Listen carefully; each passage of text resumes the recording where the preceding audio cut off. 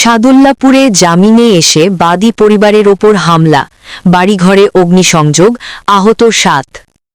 গাইবান্ধার সাদুল্লাপুর উপজেলার একটি নারীঘটিত মামলার আসামি সজীব সরকার গংরা জামিনে এসে বাদী পরিবারের ওপর হামলা চালিয়ে বাড়িঘর ভাঙচুর অগ্নিসংযোগের অভিযোগ উঠেছে।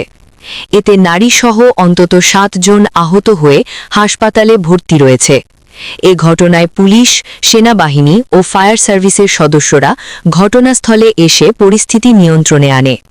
মঙ্গলবার ২৭ জানুয়ারি দুপুরে উপজেলার ভাতগ্রাম ইউনিয়নের গঙ্গা নারায়ণপুর গ্রামে এ ঘটনা ঘটে। এ সময় বাদীপক্ষের লোকজন আহত এবং ঘরবাড়ি পুড়ে ছাই পর্যায়ে মঙ্গলবার দুপুরে আসামিরা ক্ষিপ্ত হয়ে বাদী ফাতেমা বেগমের পরিবারের ওপর অতর্কিত হামলা চালায়। এ সময় বাদী ও তার লোকজনকে মারধর করে ঘরবাড়িতে আগুন ধরিয়ে দেয়। এতে এলাকায় থমথম উত্তেজনা পরিস্থিতি সৃষ্টি হয়।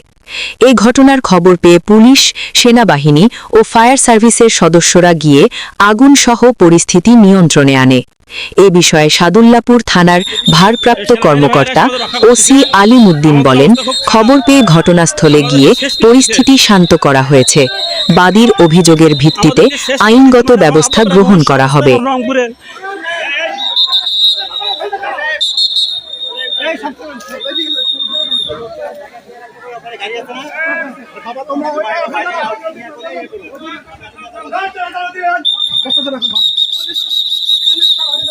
স্যার দেখেন স্যার, রক্তগুলো স্যার কি অবস্থা করছে স্যার, কি অবস্থা করছে স্যার। দেখেন বাবাকে মারছে স্যার, ও হাসপাতাল নিয়ে গেছে, শেষ করছে স্যার। এখন কান টান কেটে দিছে।